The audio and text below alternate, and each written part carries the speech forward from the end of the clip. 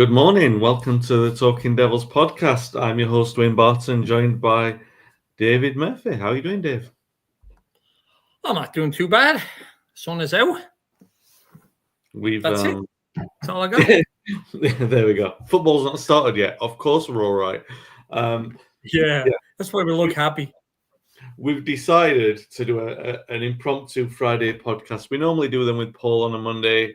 We decided to do a bit of a summer break podcast looking at because we never had a chance to do this throughout the season, really take stock of where United's squad is, because it's obviously transition's been the word for a decade, but we're definitely in a moment of transition, and I thought it'd be a good opportunity to maybe do one of those, like, not like a prediction, but kind of like in a year's time we can look back and say, we were right, or as I said here, if we get anything right, or if we get it wrong, someone can pull this up and go, as you said here, you wrote this player off and such and such. So what we want to do is go through the squad and maybe even the manager at the end and go through the players one by one.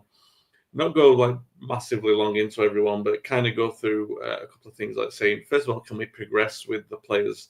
Can they elevate us to a different level, basically? Can we go up the pecking order with them? And by that, I would say championship contending, maybe top four contending, and then can we win a title with them, which is a secondary question.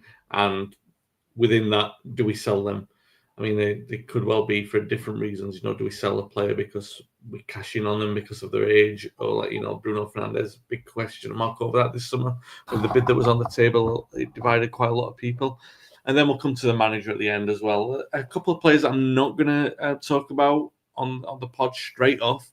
Tyrell Malacia, Jadon Sancho, Marcus Rashford, Anthony and Garnacho. I think it's more or less accepted that all those players are going. I don't think we'd have massive disagreement on them. I think you're probably going to end up with one or two of them staying, knowing the way that United operate, and the difficulty that they've had in clearing the books. But pre-season's a funny time, Dave. Before we actually get started into it, we have all the depression of the season, which felt like every single week we were getting kicked, right? Every single week, it's like, all right, well, we're going to see us get defeated. We're going to see a very limp performance. We're going to see maybe a 5-minute starting decent performance. Then we're going to concede a comical goal. The heads are going to drop, and we're not going to be able to find a way back into it because we can create chances, we just can't score. Then, of course, there was the depression of the Europa League final defeat, and I don't think it was tempered any by the final day victory over Villa. But I think that, the reality of the final defeat was that we were only going to have like £100 million only to spend over the summer, which meant we were looking at activating release clauses rather than negotiating, like we tried with Delap and we've successfully done with Cunha. And we've seen the difficulty that not having a release clause for Mbumo has led us to like this month-long negotiation, trying to get the deal over the line. Typically with United, you get all this transfer speculation where it's like, United are going to spend £60 million on Ollie Watkins. I don't think anybody's read the bank accounts because we all know the realistic nature of what happened with the Europa League final defeat. We know we're still in that, right? But time is a funny thing. It's a healer. It gives you a different perspective. You can start thinking more on the realistic things. Like now, I'm sure, Dave, we have this conversation every single year, but you are, even though we were fairly depressed towards the second half of the season, you're fairly optimistic. So I bet right now you're already thinking, we can get top four. What's your mood at the moment? For next season? Yeah.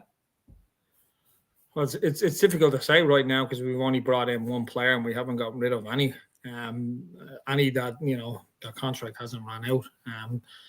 I'm still deeply concerned about the manager. A lot rests on who he brings in over the next month and a half. I'm not all that concerned right now on July 4th of July. About our transfer dealings, for the simple reason is the season starts in August. I know we got pre-season starting in a couple of weeks. I'm not really that concerned right now. I think this time last year we didn't even have a player. We maybe have only brought in one player by this time last year. So it's right on track with how United do business. They do drag their feet at times, but We definitely can't, and we'll go into this in more detail as we talk about each players. But we definitely can't go into the season with just one transfer, and I don't believe we will. My only concern is, how we get rid of a lot of these players. I believe they're going to be loan signings. I mean, you look at Garnacho, and it could be easily argued that, he's a far better player than Alanga, and potentially could be a world beater if he gets his attitude right.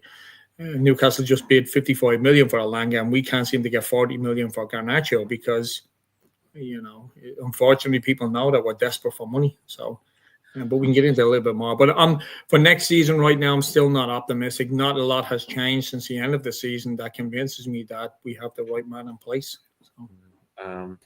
Dan says, morning, guys. We'll also need to factor in that some players usually end up coming back injured from pre-season tours and miss the start of the league season. Yeah, United are good at that, aren't they? Box says, morning, lads. The concern is the struggle to offload players, so we're stuck in a vicious circle. Comment shared by Sean McMullen there. Deeply concerned about the system and not offloading these lads we need to get rid of. It is 4 weeks on. I know, like, people say it's early in the summer, but you get 8 weeks of the summer and we're halfway through it and we haven't got rid of anyone and they've not started pre-season training, that's not the concern, but the point is that he's got to work with what he's got, and we saw how that works last season, or how it didn't. So, all right, let's start going through the players. We'll go through position by position. Fairly obvious one to start with, Onana. So the 3 questions just to remind, can we progress with them? How far can we go with that player? Can we win a title with them? Or can we compete for a title with them? Or do we sell them? You can join in the comments your thoughts with this. We've already got a comment here from Sean. If we have an honor in net and don't have a number 9, won't matter what we have in between. Dave, your thoughts on Onana? Can we progress with him, or can we win a title with him? Do we look to cash in? I'll bundle it all into one. Is that he's absolutely terrible. My concern, I'm trying to put this nicely, my concern is no matter what we do over the summer, it will be undone on numerous occasions throughout the season with Onana in goal. It doesn't matter if we got a striker that can get us 40, 50 goals. He's the worst goalkeeper I've ever seen at Manchester United over a prolonged period. I know we could say Toyibi and Mark Bosniak was. I'd even take Bosniak over him. Onana is quite frankly, it's shocking. He's got this far in football to such a high level. There's no way we're progressing with him. He's actually the Achilles heel for us no matter what we do, no matter who we bring in. If we persist with him, he's not going to get better. He's actually gradually getting worse as the season went on last year. So no, I would give him away if I could. I know the club won't, but I know we're focusing on a striker, but there's 0 point in bringing in a striker if we have a goalkeeper that consistently throws the ball into the net at every opportunity. The shot just has to be on target for it to be a chance, really, against Onana. And other teams know that. So that's my biggest concern is our goalkeeper. He's terrible. Just as bad. That's the problem. Is that there was one time when our backup goalkeeper was nearly as good as our number 1. Now we've got these 2 guys competing to be the worst goalkeeper in United's history. Okay. Neither of them. No, terrible. And this is the problem, is that the whole foundation is going to be built on them. You know what I mean? And I would have went for Kepa. That's what I went. 5 million, just brought him in until next season, until we can have more money to spend on a goalkeeper. Kepa was 5 million. That's peanuts. He's not worse than Onana. He's probably better. There's the Botafogo goalkeeper as well, John Victor. His release clause is around £7 million. So it'll probably be tasty for some European club will take a chance on that. It's crazy. United probably don't have that in order to. They'll have some wiggle room if Alanga completes his move, because I think they get something like 5 to 7 million on the sign-on, but they don't really have a lot. They'll probably be swallowed up by the Mbumo deal. No, I'm with you on that. It's funny that you mentioned that. I remember, I don't know if people watching this are old enough to remember, but there was we had a period of time where we had Tim Howard and Roy Carroll in goal, and they were sharing the position. And their standard, comparatively speaking, was much higher than what we're seeing. And they were. They were. I mean, Carroll. There was a period where they were keeping each other out through good form. I think Carroll who had a great performance in the 2004 FA Cup semi-final against Arsenal.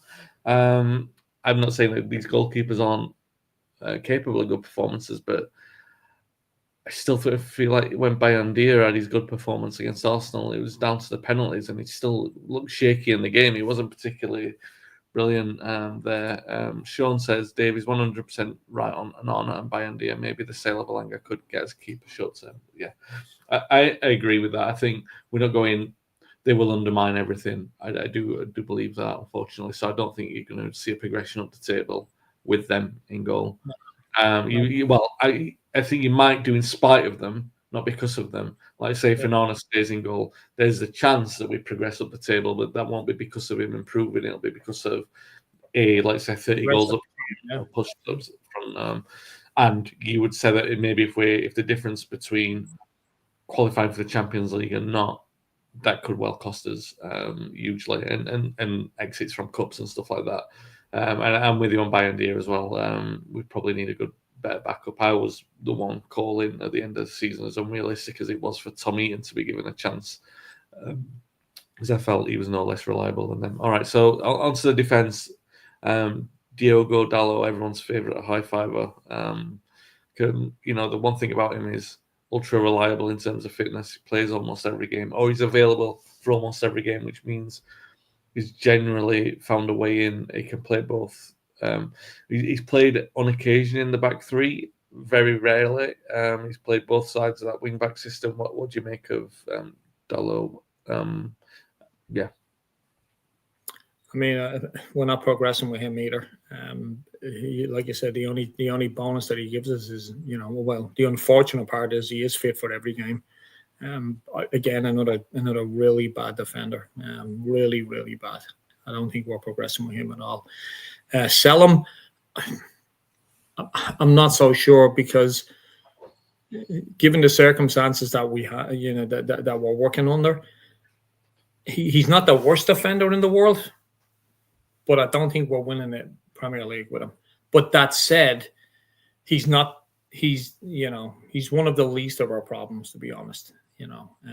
Just times he baffles me, but there's certain areas on the pitch that we need to definitely look for new recruitment. Adam's right. We do have bigger fish to fry. That's the best way to put it than replacing Dalot. Yeah, but the thing with Dalot as well is that if you do improve the other areas, the squad is riddled with players like this. Is that player can easily become an emergency to replace, because then you can, like say, get 4 or 5 players in, and then Dallow's playing every week, and then you're looking at the problems there and you're going, this is holding us back. I just think United have got too many of those players, and that's the reason why we are where we are at the moment. I tend to agree with you. I think in a squad that's going to challenge for the Champions League, I think he's a decent option. I don't think he's a starter in a squad that pushes for the Champions League, and certainly not for the title. Mazraoui. Big fan of Mazraoui. I really am. I like him. Commitment, 16 million. Plays his heart out. Yeah. For me, he is a plus. Yeah. We can progress under him with stronger defenders around him as well. I think he can even get better. So, okay. I like him. Do you think he can challenge for the league with him in the squad, in the team? I believe so. Yeah, I don't think there's many other better defenders. Now, I'm not saying he's in the top 2 or 3, but he's definitely in the top 10 around. I think we could progress with him. Yeah. In the league. Yeah. Okay. No, that's fair. He did really well last season again. Dependable, reliable. There was some moments suspect defensively. But for his first season in the Premier League, I thought he did really, really well. And he learned. I mean, it was it the Forest game he got roasted in? Yeah, against Alanga. Yeah. Yeah, I thought he was poor than that, but you can, it's few and far between. I like him. He's very reliable, fully committed. Yeah, I think. Did Ten Argu played him at 10 in one of the European games? Adaptable. I wouldn't play him there again. And there's 2 10s. I won't play him in either of those. But he's very, very adaptable, playing in the 3-man defence and occasionally on the right hand side. I think that what has let us down is when he's played on that right hand side instead of, when Ahmad wasn't available, played on the right, because United were then playing with 5 defenders. That's a system problem. It's not a player problem. And I agree with you. I think he's certainly good enough to be in a squad that progresses, certainly good enough to be in a team that challenges for the title, because when you look at the standard of defenders in those squads in the top 3, I think he belongs in that company for sure. I'm not saying he's better than the likes of Van Dijk. I'm obviously not saying that, but I'd say he belongs in the company of that. He's one of the best, better defenders in the league. Maguire, very hot potato. This one in recent years, probably not so much now. What do you make of Maguire's position? If we had this conversation last summer, he'd be up there with Onana. But I gotta say, he's definitely clawed back a lot of his better performances over the past season. He saved us on a few times. He's basically moved his game up a level or 2 from previous seasons. Is he a starter? I don't believe so. Is he a player to keep in the squad like Dalot? I believe so. I don't think there's any reason to go out and sell Maguire. Do we progress with him? I don't know. But again, I got to take into the circumstances that we're in right now with money and stuff like that. Yeah. He's certainly a player to keep around, and he certainly seems to be respected by the team, and he's one of the few that has a lot of experience. So, I would keep him around. Do we progress with him? Again, I think he's like Dalot, was that I think he helps as a squad rotation, a squad player. But he certainly wouldn't be my choice to be in the first 11. But again, good centre backs are hard to find. He's, over the past, he was decent last season. You got to give him that. He really was. There was a lot of games where he played really well. It's just that we've been burnt so many times by him that you're just half afraid every time he gets named. But I'm okay. I'm okay with him. So. Adam says he's got Onana behind him too. Yeah, that was a problem last season. They were really slow to play down. Somewhat at the start of Amarim's reign, for sure, that was a massive problem. I think Maguire's got much better at that in the last 2 or 3 months. Well, certainly the last month. We've not been playing, but I mean the last 2 or 3 months of the season. He's come on exponentially in the last month. Yeah. I agree with that. I think considering we lost Evans, considering we lost Lindelof, a lot of experience there, regardless of the quality. Maguire's got experience of being around the club, and what you're gaining, like the 2 or 3 million in selling him at this point, you're probably better off keeping him. A couple of comments. By the way, I don't think Maguire in the first team is good enough for challenging for the title. I don't think he's good enough for qualifying for the Champions League, but Maguire in the squad as a backup, I think he could get away with qualifying for the Champions League with him in the squad and coming in to step in. He's a good option as well for, like, I know we don't like to hear that, about long balls into the box, corners, free kicks. He proved last season he can cause chaos up there, and that is we were critical of Amarim last year that he only has plan A. He didn't have it, but near the end of the season, he found kind of a plan A.1, and that was with sticking Maguire up there, and he caused a lot of problems, scored a few goals, got us into the final. So I personally think you hit the nail on the head there. Why sell him for 2 or 3 million? I mean, it's pointless. You might as well just keep him around. Well, that's to do with United's financial position as well. Like Box says, Molasses still there. By the way, I don't know if you missed the start of this one, Box, but there's some players that we're not going over. Molasses, Sancho, Rashford, Anthony Garnacho. Also a couple of players like Go, Collier, Heaven. Too early to tell with them. Even I'm high on Evan. I love him to bits, but I just think there's no point putting them in this kind of thing at this moment. When the Seagulls follow the troll, a great username. He says, how come Ferguson had no problem getting rid of players? Why is it so hard for United to get rid of players now?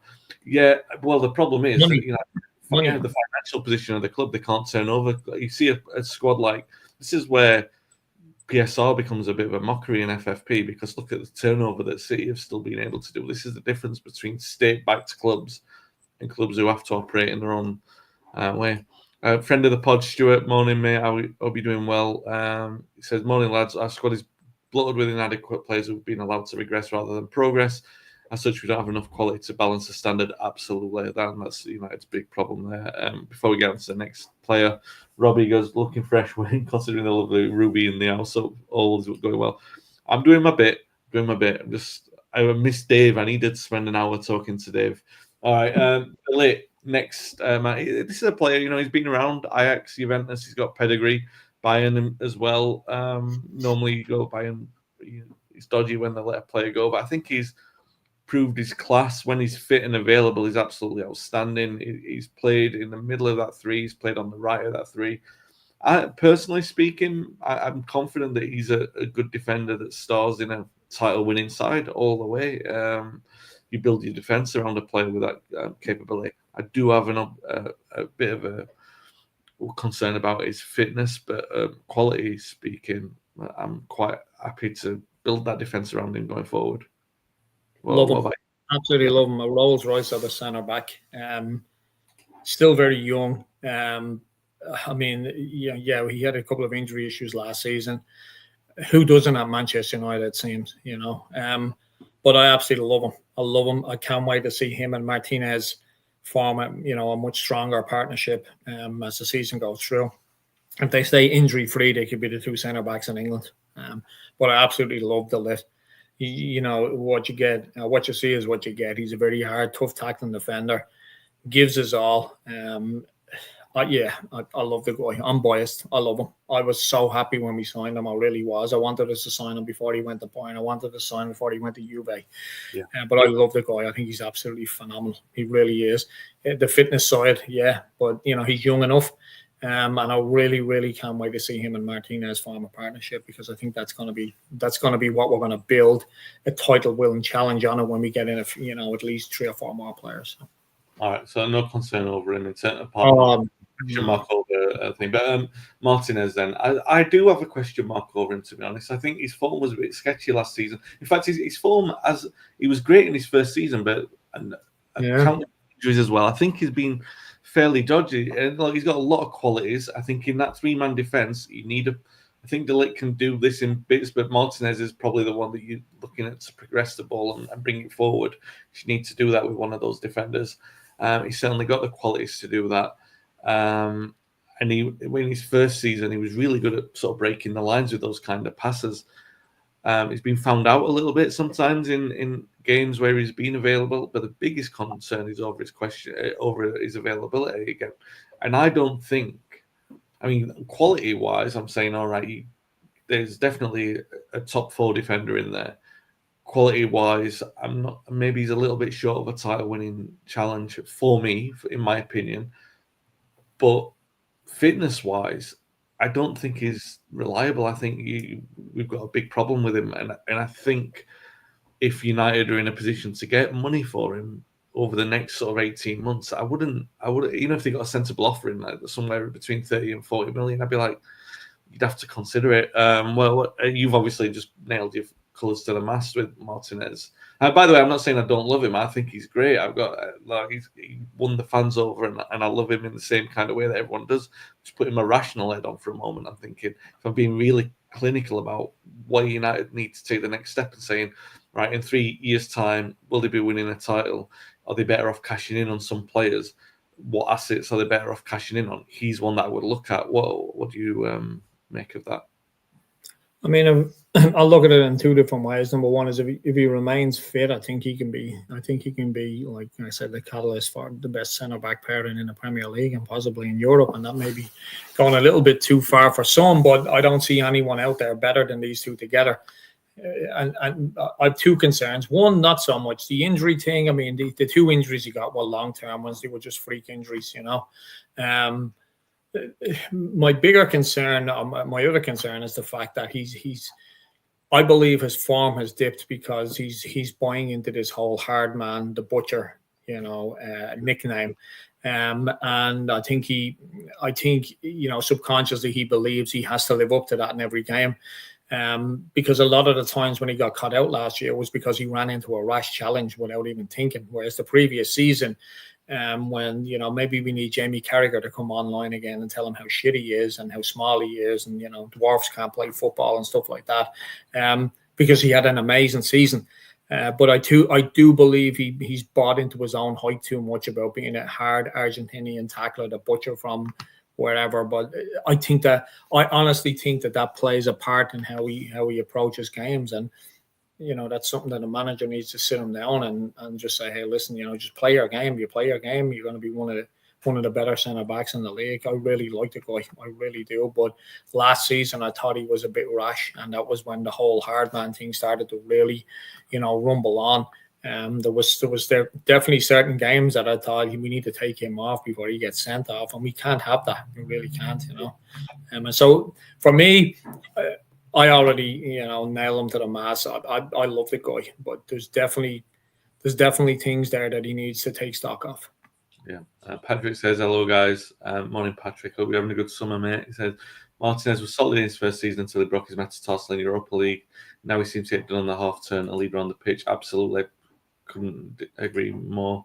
Harvey goes back to De Ligt. I love De Ligt. Fitness is a big issue, but he's battled through games when injured, unlike some. Adam, on Martinez, some of those double-footed challenges he gets away with are reckless, and next season I don't think he will. No, so he's already got that reputation. That's absolutely right there. Yoro, what do you make on him? Obviously, concerns over his fitness as well sometimes, but talent-wise, I'd see as well that he was playing on the left, he was playing on the right. It's difficult to know where he fits into that. Obviously, in your vision, if he's playing, he's going to be on the right-hand side of the defence, alongside De Ligt, and then Martinez. What do you make of him? And again, the same question: can we progress? How far do we progress with him? Can we win a title with him in the team? I personally think we got potentially one of the best centre backs over the next 2 or 3 years, and not in Europe but in the world. Just some of the things he's doing at the age that he's at. It was actually him I was thinking of that got absolutely roasted against Forest, but those things happen. Was it? No, it was Southampton. Was it Southampton? Southampton. Yeah. I mean, this is what happens when you play against a fast player. He's new to the league, fast player. That guy just skinned him on every turn. He had a great game. Yoro had a bad game. The only bad game in the whole season. I absolutely adore this guy. I think he's going to be absolutely phenomenal if he stays injury free. There's a reason why every top club in the world wanted him. But I absolutely adore him. I just hope he's with us long enough for us to see that. Because last season, I personally thought he played very, very well. It was just that one game against Southampton that he got skinned. But who doesn't get skinned every now and then by a very, very fast player? It's a learning process, isn't it? He's only, like I said, was he 19? Absolutely phenomenal player. He's one of the few in our team that we can honestly say we could build a Premier or Championship winning team on. Love him. Was it ever who used to get skinned every game by Aaron Lennon? Every player's got one. Every player's got one. And sometimes I'm with you. I think jury's out on his availability. Hopefully, that's not going to be something that carries along with him. The thing is, for me, worry is like a team like Real Madrid will want him at some point. They did want him, and they might come back for him. Immensely talented, and concerns over the system and the manager, but Yoro, De Ligt, Martinez. Well, there's a quote here, a comment from Harvey, which this is for me, Yoro, De Ligt, and Heaven. That would be my investment in the back three forward. All great on the ball. Yoro and Evan probably even better than De Ligt on the ball. Really beautiful. Evan was, really, like I said, high on that guy. So two more in the defense. Luke Shaw. There's that argument, but that argument has been and gone. Like when fit, you know what I mean. You can't have that argument anymore. And like this is another. What do you do with him at this point? I mean, talent-wise, I don't know. He plays on the left of the three. I don't think he's fit enough to go up and down on the left anymore in that system. I think there's too much durability required, and I don't think he's got that. That's where Dalot has one thing over him, is that he's got an engine. He has nothing like the quality that Luke Shaw has on the ball. But then Shaw was never a good crosser anyway. At his best, he was never a good crosser. He was more like an incisive player who cut in. Even before he joined us, when he was at Southampton, he did the sort of give and go kind of thing. So I can't see how, no one's going to take him. So he's going to be around next season. On starting, certainly not for a title challenge, because we've got 10 years of evidence, and he's got talent. I'm not saying he doesn't have talent, but we have sometimes you have to put emotions to the side and say, you're not talking about potential anymore. You're talking about a player who's 30. I think he's 30, or at least he's touching 30. A player who has had his full career. You know what I mean? You've got the evidence of his career now to look at, and United haven't challenged for titles. They've been nowhere near. So unfortunately, he's been part of that team, and they haven't. I know, I appreciate that when he's been fit and when he's been at his best, United have generally been much better and closer to challenging for the title.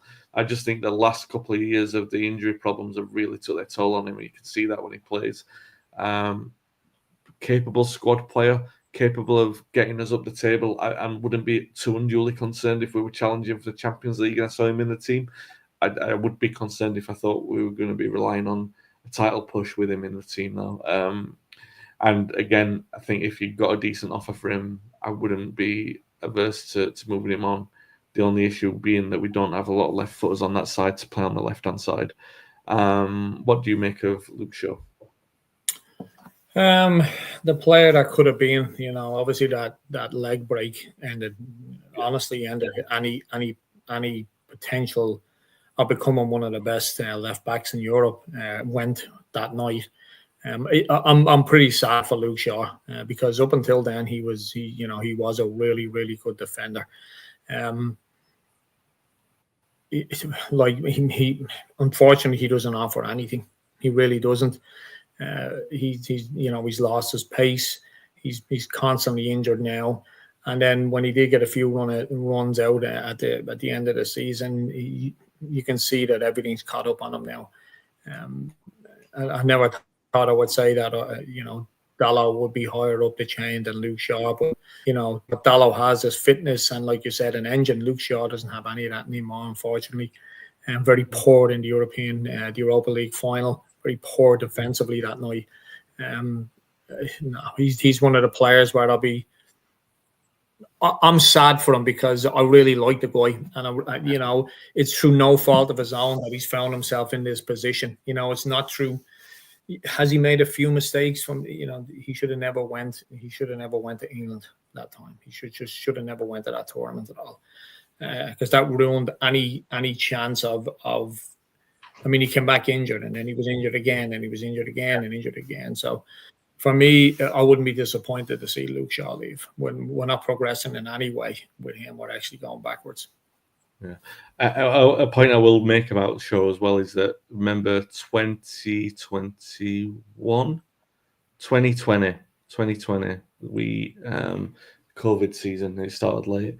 We were looking to replace him then. We brought in Telles to replace him. We got tanked 6-1. So I mean, I thought when we brought Telles in to give him a bit of competition, he actually, because there was a lot of jokes around it, but he took his game to a new level.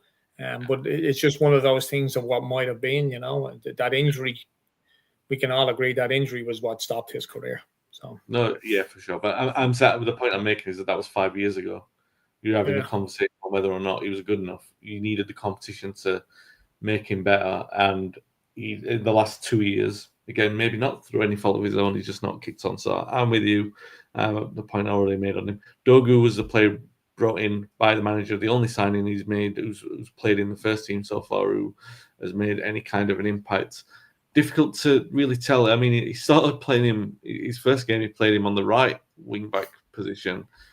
Owing to injuries elsewhere, but he's played since, settled down on the left-hand side. He's got speed, not a lot of quality. I mean, the crossing's getting a little bit better. He's not as, he's nowhere near as good defensively as Wan-Bissaka. but his crossing ability. I mean, again, like if you're using Dalot as an example, his crossing ability is probably a little bit better than Dalot, but it's not a renowned crossing ability.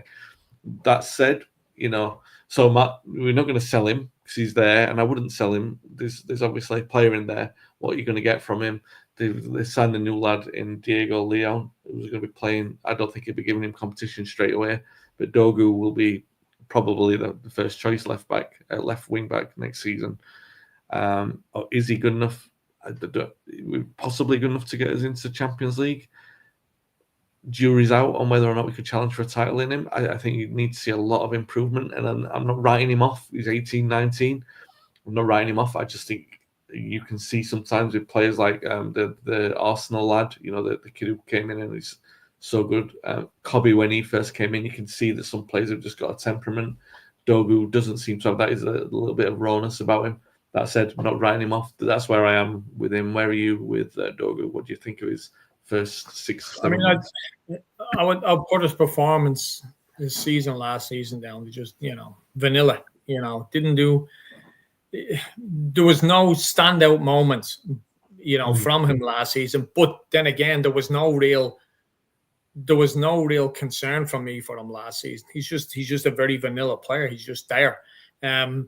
Is there better out there? There probably is. But for me, I mean, I have no problems with him being in the team. I actually like the guy. I think he has a lot of energy. He gets up and down. He's very, very young, and that will come with experience will come over the next few seasons. But last season, you couldn't. Most players, you can just pick out a moment where you're like, oh yeah, this is the reason why you want to keep him, or this is the reason why we want to get rid of him.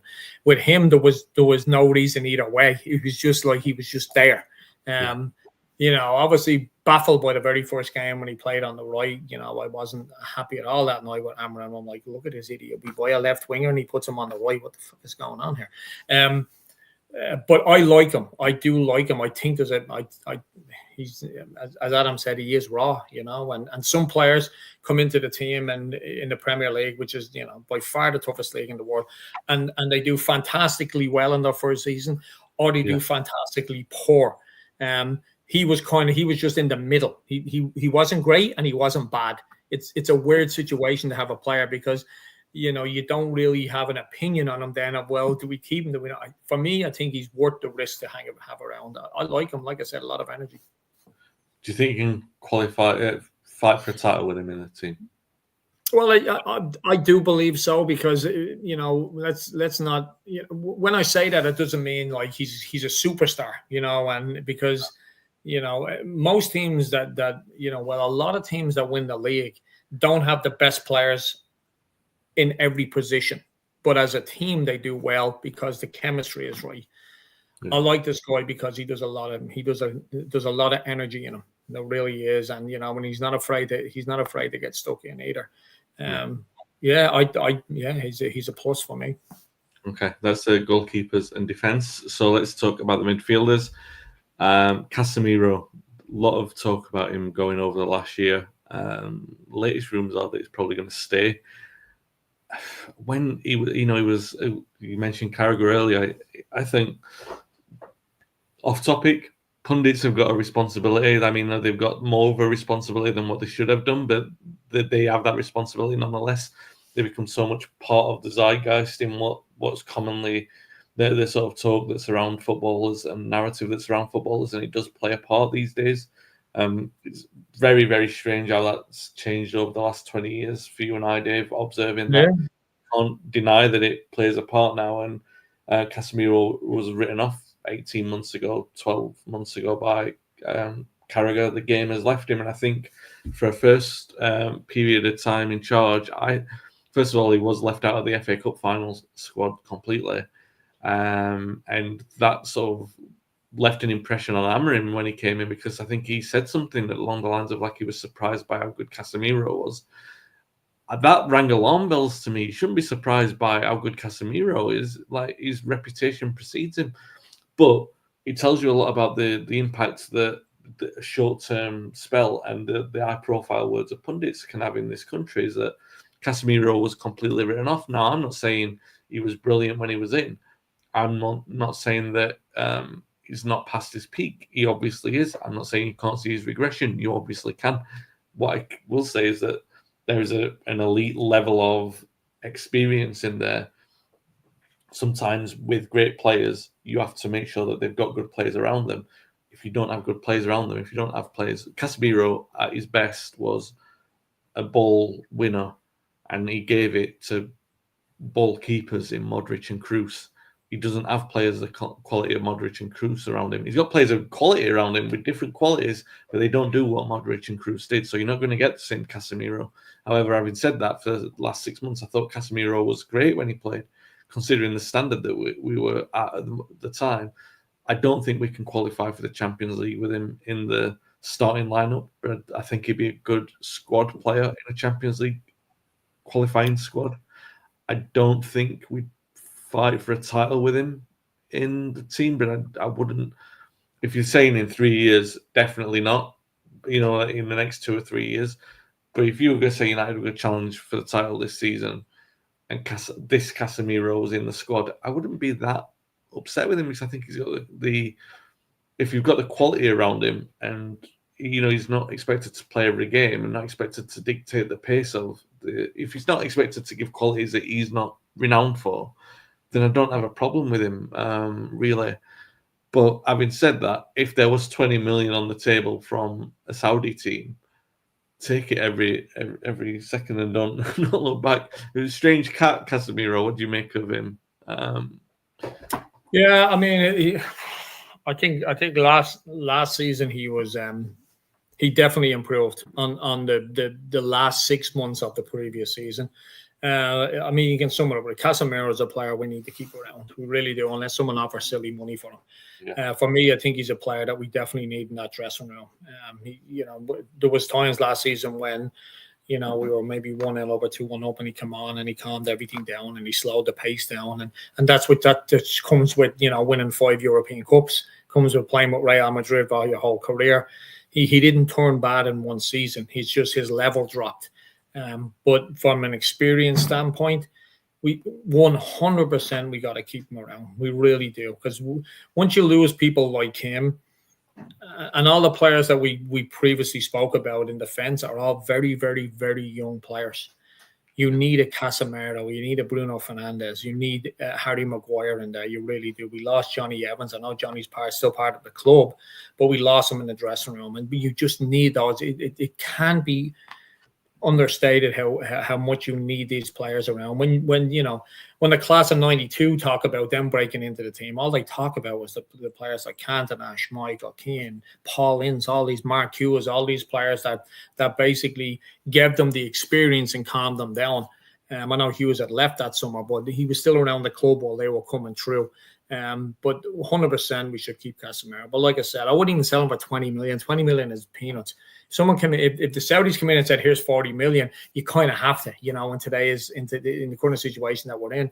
But other than that, I mean, he's got a season left in his contract. 100% keep him. We've so many young players that are going to get invaluable experience from just being in that dressing room with Casemiro.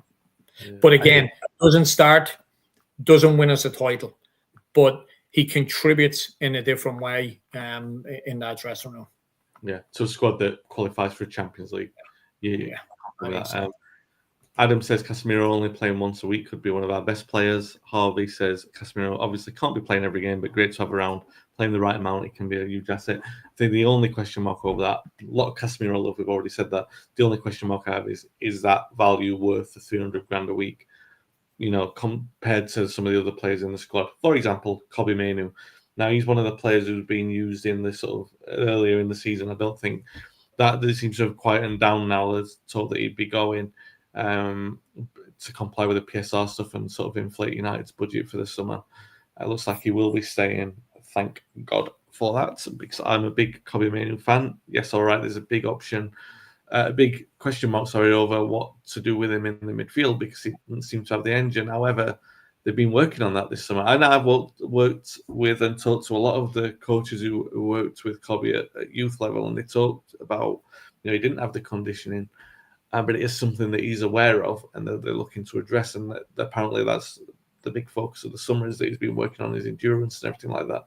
Having said that, when he first came into the team, the big thing that he was renowned for was his ability to carry the ball up the pitch, move and glide. He was a great ball carrier. It's about what he does in that midfield too. That's the big thing, or whether or not he's better as a forward, one of the 10s, or whether or not even towards latter parts of last season, because he scored when he was playing as a centre forward against Lyon, didn't he? But and I'd said maybe he should have played there in the Europa League final when we're looking for a position for him. There's so much quality in Kobe.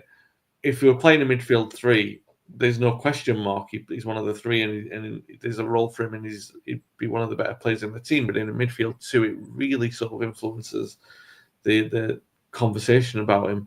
What do you make of Kobe? And I mean, for me, if you played around him and you play to his qualities and everything's right, definitely a top 4 midfielder. A little bit of a question mark over whether or not you can challenge for a title with him in the team. But I think with his potential for growth, absolutely. I'm just talking about him as he is right now. Potential-wise, no doubt about where he can go if the system's right. Go on, Kobe. Yeah, I love Kobe Manu. I thought we were potentially going to have one of the best midfielders in the world when he burst onto the scene. He got the injury; it slowed down his progress. The biggest threat that Kobe Manu is right now is our system. That's the biggest threat. I just don't think he fits into it, and that's a big red flag for me. It's through no fault of his own. This is what the manager wants to play. I think the manager's making a big, massive mistake by trying to shoehorn him into the team in certain positions. He had him as a 10 at one point, then as a striker. It's like the guy's a midfielder. That's what he is.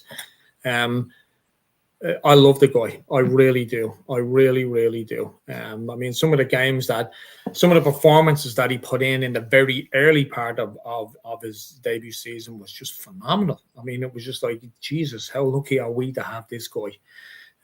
Obviously, then he got the injury and it took a bit of the steam out of him. And then, when Amran came in, I just don't think I think Amran believes he's a very good player, but he's just not right for his system, and that's the red flag for me.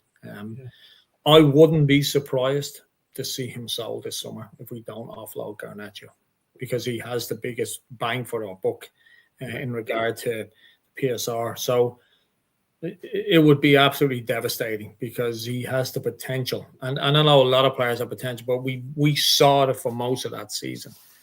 There was times where we were like, you and I had talked about it, and it's like, who the fuck is this guy? Where did he come from? How lucky are we to have him? And I'm thinking 10 years down the line with this guy, with Gerrard at Liverpool, Lampard at Chelsea. That's how I felt this guy was going to be. Like I said, the biggest threat to him right now is the system we play, and he goes off and he finds a manager that trusts in him. We'll be paying 180 million for him in 5 years' time. Yeah, the thing with Kobe is that he's not a bad apple. I know they talk about his inflated ego and stuff like that, but I think you get that with any kid. But in terms of comparison to Rashford and Garnacho, he doesn't have a bad reputation or anything like that. So he might be more appealing for a club like Chelsea doing the rounds on the PSR nonsense. But yeah, I mean, I wouldn't cash in on him. I wouldn't do it because I think he's worth more to us. But like you said, the questions here. But I think there's a possibility, Wayne, that they will if they can't get rid of certain, because I don't believe Amran. I won't say he doesn't trust him. I just think he believes that this. I can't find a place in this team, and if I want to bring in more players, he's the one that's going to give me the most return. That's the concern, and we as Manchester United should not be in that position that we have to do that. To sell one of our brightest stars that came through the academy just because we want to buy someone to take a chance on another player. So, yeah. Adam says if you can't build a team around Kobe, there's big questions on the manager. However, we ever consider getting rid of Kobe at Riot. Best I've seen of Kobe is in the number 10 role. He did play that in the junior role, and he played a number of roles in the junior teams. But he was, he's been fine in midfield for me. I just about the quality that you have next to him. I mean, he did have so this is the thing he did. I think there was a false dawn at the number 10, because I think the very first game he played him as a number 10, he played really, really well. And he may have scored. And in the second game, he did okay. And then it just went downhill from there. And it was like this. I think it was on the second or third game. It was like, why is he even in that position? So. For me, I think he's just a midfielder, and he's potentially one of the best ones if we can get the right players around him. Yeah. Okay. Ugarte. I know we're rushing for time now, so let's try and get through the players like we can. Ugarte, weird one. He was the number one target for midfield last summer. We spent like 50 odd million to get him. Paris didn't miss him at all. They played fantastic football without him. The kind of football they played fantastic football without Messi and Neymar, and so I'm basically what I'm lining you up for is that he's one of my favorite guys as well right now. So. Okay, well, I look at him. I think he's got skill set for sure. That skill set's not one that plays in a team that retains possession of the football. He sometimes, you know what I mean. He doesn't look comfortable on the ball, which is very concerning considering the profiles that you've got at the back three. Now, if you play with Heaven, De Ligt, and Yoro, and they're all fit and available, and you need the destroyer in there, and everyone else can play football, then great. But if you are playing Ugarte alongside Fernandes isn't a good ball retention player. He's a magnificent player, but he's not going to keep the ball ticking over. You have a big, big problem there, and that I think is partly why Ugarte didn't play in the Europa League final. But that was precisely the sort of game he was supposed to be bought for. Yeah. That's a big red flag for me. And I just don't. I look at it and I think I don't have a problem in saying we've got a Champions League place with a player like that in the squad. I don't think you can win a title with him in the first team. I don't think it's early enough to. It's not late enough to consider selling him. But I would probably in a year's time, I'd be looking at, if there's an opportunity to get some good money in for him, because I don't see. I think his limitations will eventually. I might be going way too early on this. I just think there's too many limitations in his game, considering the elite level of midfielders at the moment, where he needs to be in. Unless the likes of Cunha, Fernandes, Menu can compensate for his inabilities, and there's an ability to bring out the best of a player like that, then maybe. But I just have my concerns over him. But you love him, so. Well, I like him. I really do like him. But that said, I don't think Amorim would have bought him last summer. I really don't. But I do like him. For his first season in the Premier League, in the midfield, and the type of player that he is, I think he did okay. I really do. I think this season will be telling. And I'm like you, it's a little bit early for me to say, no, he's not going to make it. I'm just not sure whether this system is. I think the system is the problem rather than the player. It's the same with Cobby. The system is the problem. And not every player fits into the system. I do think he's a good footballer. I do believe, though, that he's a little bit rash at times, and near the end of the season, he started to make a few mistakes because the crowd was getting on his back and the media was getting on his back. And that to me is a little bit concerning as well, is that, and I know a lot of these players are mentally weak. But I do like Ugarte. I really do. I think he's a spoiler, and you need a spoiler at sometimes, throughout the season. He doesn't do anything fantastically well, but he does things good, for me. He's a player I would definitely keep in the squad, and I think if we want to make top four, he's one of the players I would definitely keep. Yeah, I look at a player like him, and I think, can you not get a player like Dangoro or Toby Collier to do that? That's my problem with it, because what you have with the natural characteristics of a United youth player, you should have someone who's got the bite in them to do that sort of stuff, and probably be a little bit better on the ball.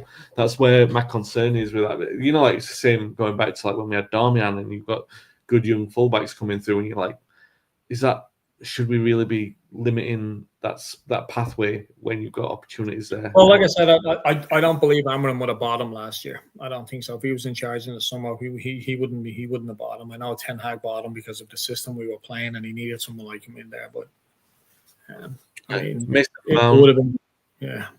Mason Mount, can we qualify for a Champions League with him? Probably in the squad. Can we compete for a title with him in the first team? Absolutely not.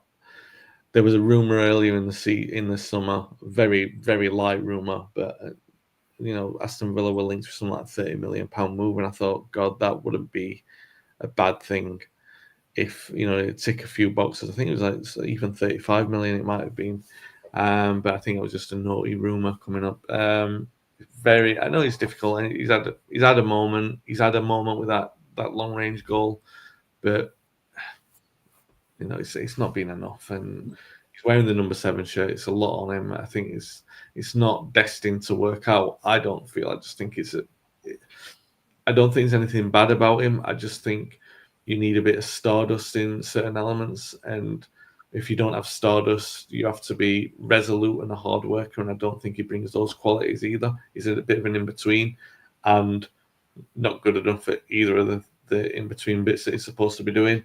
If there was an opportunity to bring in money for him, I'd absolutely take it. What would you make him out? I think probably going to get dragged for this. I think he's going to be our most improved player next season. I really do. I've seen enough of him at the end of last season to convince me that this guy is. I liked him at Chelsea as much as I hated to say that. I've got 2 very good Chelsea friends, followed them all their life, and Mount is one of the ones that I always said was a really, really good player. And then when we bought him, I was happy. Listen, he's been decimated with injuries. We got to factor that in. He hasn't had a run in the team, and when he did at the end of last season, he did really well. For me, he's definitely getting us to the top 4. I really like Mason Mount. I really do. And the manager likes him. The manager talks very, very highly of him. He just needs a run in the team, and for me, I think he's going to be he's next season is going to be his season. I truly believe that. I'll die on that hill. Fernandez, I don't think any question on quality. Definitely good enough for top 4. Definitely good enough for a title challenge. The big question is he worth more as an asset at this moment in time?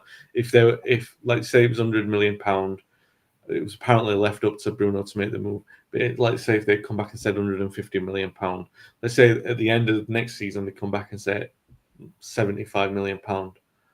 What do you do then? No. Bruno Fernandes is the reason why we're not relegated.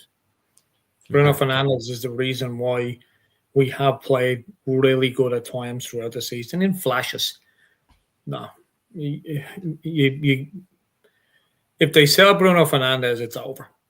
I'm sorry. We go back 5-6 years. We do. We really do. He's the glue. He really is. And they can offer 150 million. They can offer whatever. And I do believe the club wants to keep him because they were offered potentially offered 100 million for him, and they left it up to him. That's they could have forced him to leave. They could have said, "Hey, we've accepted the offer. Tough shit." And for him, it would have taken away any issues that the fans would have had with him because they were the club sold. But he decided to stay. That makes him even more iconic. No way we should. Bruno, the whole thing collapses if Bruno Fernandes leaves. It really does.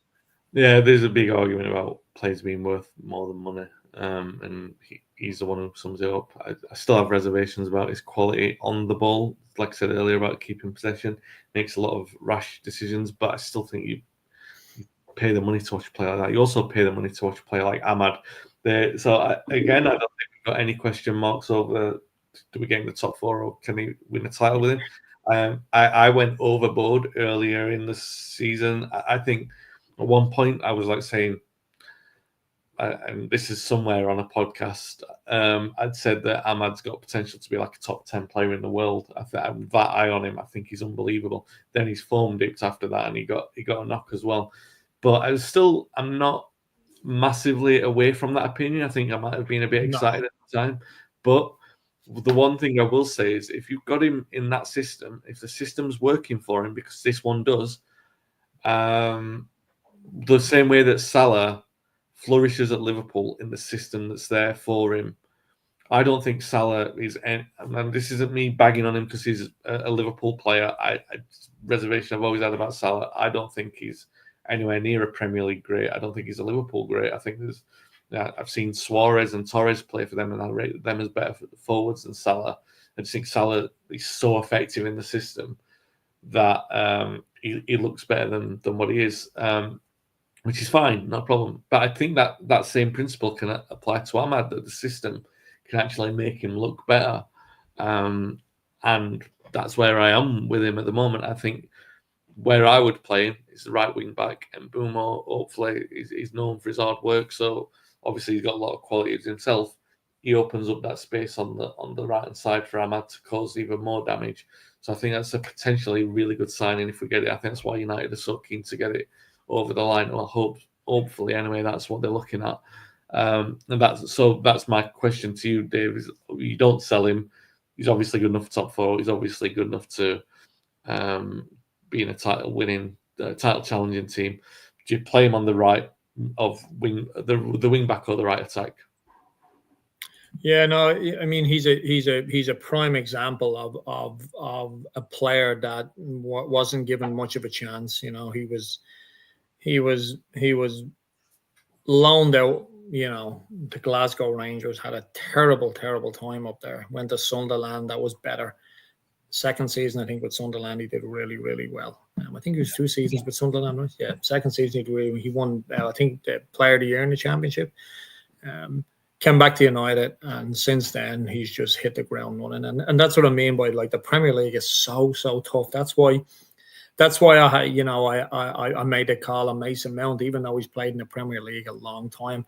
Playing for Manchester United in the Premier League is very different than playing for anyone else in the Premier League. And I'll argue anyone to death with that. But Ahmad is just a prime example of never give up, and by far in the top 3 of our best players. You know, he's just he's the one that you pay the ticket for. He's the one you pay the £63 nowadays for, you know, whatever they're charging these days. He's the one that gets you off you. So you just know something's going to happen when he gets that ball. And defenders don't have an answer for him. He's absolutely skinning them alive. I do think, though, at the end of the last season, it did take a little bit of dip in form, but that could have just been, you know, down to a lot of factors, and he played a lot of times. And then he had that injury as well. But, oh, my God, him and Bruno Fernandes, that's it. That's the team. Yeah. 2 more first teamers, Oiland and Xerxes. So let's talk about Oiland. I mean, I'm pretty much the same with both of these. I don't think you can get in the top 4 with him. I don't think we definitely can't win a title with him. I really think at this moment in time, I think the burden eats tangibly heavy on him. You can see a player wearing it. It's definitely Oiland, and I think he needs, for everyone's sake, he doesn't want to. I don't wish him any ill. I think he's obviously a big United fan, but I don't think that translates to being a great player for United. And I think there's obviously a player in there. I think when he's confident, if he's stronger, but I still think the league's way too physical for him. I think he's not strong enough to handle that. I think in Italy he might do quite well. In Spain he might do quite well. In any other league he might do quite well. But I just think he's also now too old to have that kind of physicality. There's not enough different, you know, if you don't have the physicality, you have to have clever movement. I don't think he's got that. If you don't have clever movement, you need to be clinical with the way that you take chances, and I don't think he's got that either. So there are too many things that he doesn't have at this moment in time that can't be worked upon in order to take him to where he needs to be, where we need him to be. And I think for all parties, it would be better if he moved on this summer for a decent fee. What do you reckon? Yeah, I think. I mean, it's hard to argue with that. You know, there was potential there, especially in the second season. Well, definitely in the Sportsman, there was potential there. He was putting away a lot of chances. He was actually getting a lot of chances. The one thing that we did notice last season was that players weren't willing to. It was pretty obvious that players weren't willing to give him the ball. Yeah. And that's devastating for a striker. That said, there's this little thing tapping away in the back of my head is that we do bring Mbeumo in and we have Cunha as well. He's got 2 different players around him now. Yeah. I don't know. Listen, if we can't go out and get a striker, it's going to be a very, very interesting time on what he does with that striker position. It really is. Xerxes is not a striker. And we'll get on to him now in a minute. But, you know, Hoyland, you know, I feel so bad for him, but you can see that he's all alone in that team. You can. He knows that the players don't want to give him the ball. You can see that. You can see how he celebrates when he does score. It's about him and trying to get rid of his self-doubts. You know what I mean? And I don't mean that. I don't think he's a bad person in that way to say, well, if you guys, I scored, you wouldn't pass me the ball. I think he's fighting. He's fighting his demons. And like I said earlier on, it's very, very different playing for Manchester United. It really is than any other club. And it'll be interesting if we do bring in, if we do have those two up front with them. It'll be very, because they create a lot of chances, but that could lead to a lot of frustration. And for them, clean slate, they don't know. They're not going to have the mindset of, I'm not going to pass with them, because it is very, very clear that that's what's happening. It really is, that they're just not passing them the ball. Yeah. And I feel for the guy. But to answer your question, in this current form, if we got a decent offer for him, we should take it. Yeah. Xerxes, I don't think you move him on this summer anyway, because it's too soon. If he did get an offer in, I think I would consider it. He had a bit of a cult hero renaissance after the Arsenal game. I think, all things in perspective with that, I talked about this on the pod, and on different pods that I'm on this season. Last season, I feel quite harsh for doing this. I feel like I'm kicking a puppy. He was really bad against Newcastle. I don't agree with the booing off, and I didn't boo him off, but he was really bad. That was one of the worst Premier League performances of a player. But it was wrong to take him off at 30 minutes. It was wrong. It was wrong at a professional level. Another mistake our manager got wrong. It was wrong. He should have did it at halftime. Yeah, no, I'm with you on that. But I mean, it was terrible. There's no escaping how bad it was. It was like really, really, really bad. And his subsequent performances after that, I wouldn't even say that they're very good. I know you're going to say that you probably think I'd be harsh there. I think they've been mediocre, but mediocre by the previous standard was a massive improvement, especially considering the standard of Højlund was worse than mediocre. I think he was really poor. I don't think he offers very much. I think the best way that we saw any kind of form of him was when we sort of stopped expecting him to score goals and then wanted him to just join in the link-up play. And I don't think there's a bad player in there, because we were saying this very early on, that you don't understand what his position was, because he wasn't a 9 and he wasn't really a natural 10. And I don't know if you remember, my quip very early on in the season was like, well, he's just a footballer being asked to play in an attacking role, but we're not quite sure what he does. He's just a footballer on the pitch alongside 10 other footballers. And that sounded like, and it probably was a big criticism, but you couldn't understand what he did. Now, I don't think he's good enough to... Is he good enough to get us in a team that... I think possibly he's good enough to be in a squad that qualifies for the Champions League. I don't think he's anywhere near good enough to be in a team that wins the title. And really, the jury's out. And the real reason why I'm saying that he might be good enough to get in the Champions League is because of the factor that you've mentioned, is that Cunha and Mbeumo in particular, and Fernandes and Menu, you've now got a dynamism in midfield or attacking positions of players who are willing to run and move. If you have that, and you have Xerxes operating a different kind of role, I always go back to when we sold Van Nistelrooy and we had Rooney and Ronaldo, and neither of them were classed as direct number 9s. Even when we signed Tevez, he wasn't. So we played without, even though Ronaldo and Rooney turned into massive goal getters, they weren't renowned as number 9 strikers. Yep. And I don't have a problem with us not having that, as long as we're scoring goals and we're fluid and we're good to watch. We could have that. We could have that with Xerxes if Cunha and Mbeumo and Fernandes and Menu are playing around and they've all got that dynamic where they're playing confidently and it all clicks and looks good. That said, I would still look to move him on as well, because he is all, if I'm talking about right now, based on his qualities, what he brings and how confident I am of him, I'm hopefully willing to be proven wrong on him and that he'll turn confident. There's also question marks over his conditioning as well. I would move him on if an offer came in. And I don't think we can win a title with him in the team or in the squad. I think he would let us down at some point. Where do you stand on Xerxes? So we actually got all the way through the team to the very last player before you and I completely disagree. I think he has the same issue that Manu has, is that I don't think Amarin knows where to play him. I think that's a big part of the issue that he has as a player. I mean, to pull yourself back up off the floor after the Newcastle game has to be applauded. There's a mental strength there. The guy was literally crying going off the pitch. It was humiliating. If it was any other industry, his manager or supervisor would have been fired for humiliating and bullying him. It was horrendous what he did to him. Absolutely horrendous. And the reason I bring all that up is because he literally lifted himself above the floor and improved immensely over the season.